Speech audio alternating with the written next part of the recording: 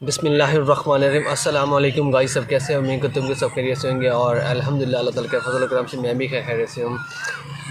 और गाइस, आज की जो वीडियो है इसमें हम बात करने जा रहे हैं एक स्पेशल टॉपिक पे। वो टॉपिक ये है कि हमें जो है ना जो भी फसलें लगानी है हमें सोच समझ के लगानी चाहिए। मतलब कि रेट को मद्देनज़र रखते हुए और आगे जो फसल हम लगा रहे हैं उसकी जो खपत है उसको मद्देनज़र रखते हुए हमें फसल लगानी चाहिए। लेकिन हम कुछ इसके अपोज़िट ही करते हैं। हमारा ये हाल होता है कि अगर एक इंसान ने जो है ना मतलब कि प्याज लगाए हैं और उसको उस सीज़न में जो है ना काफ़ी बेनिफिट हुआ है, तो हमारी सोच ये होती है कि पूरे जो मेजॉरिटी है ना वो सारे वही प्याज लगाना शुरू कर देंगे। और मतलब कि एक इंसान अगर कोई फसल लगाता है और उसको अल्लाह ताला की देती तो अलग ही ज़ात है, उसको अगर अच्छा बेनिफिट होता है ना, तो हम सब की जो मेंटालिटी है, हम सबका जो माइंड होता है ना, वो उसी चीज़ की तरफ कन्वर्ट हो जाता है। मतलब कि हमारी कोशिश यही होती है कि सारी मतलब कि सारे लोगों की कोशिश यही होती है कि यही फसल लगाई जाए और इसमें ज़्यादा बेनिफिट है।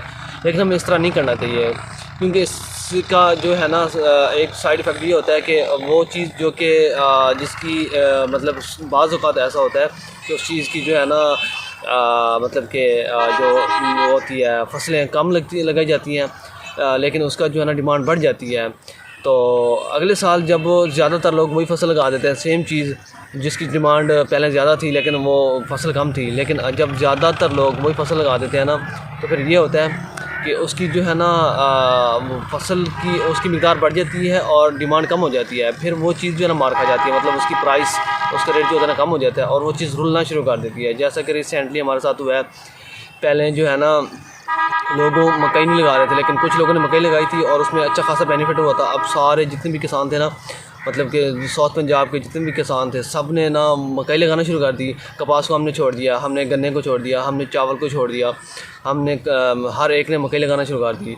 और एट द एंड आपने देखा कि वही हुआ कि मकई जो है ना रुल रही है। और उसका जो है ना बजाय इसके कि हमारी लागत पूरी होती है, हमारा जो है ना लागत ही पूरी नहीं हुई और बल्कि उल्टा नुकसान हुआ है।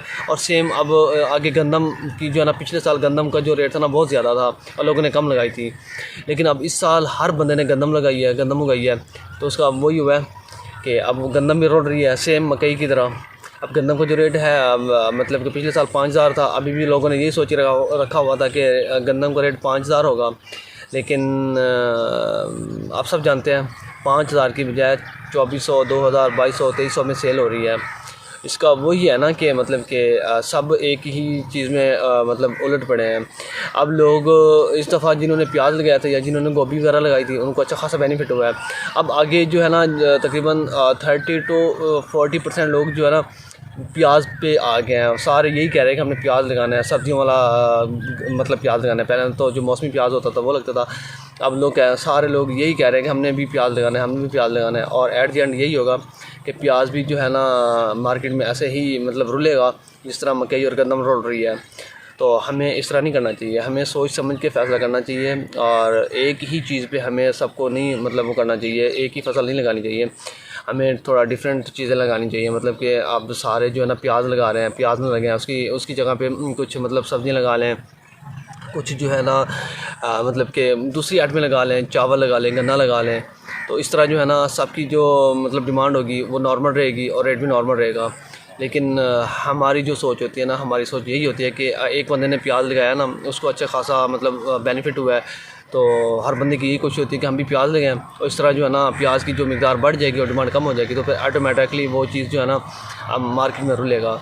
तो हमें इस तरह नहीं करना चाहिए, हमें सोच समझ के जो है ना मतलब हमेशा ऑलवेज़ सोच समझ के हमें मतलब फसलें लगानी चाहिए, ताकि जो है ना हमें नुकसान ना हो।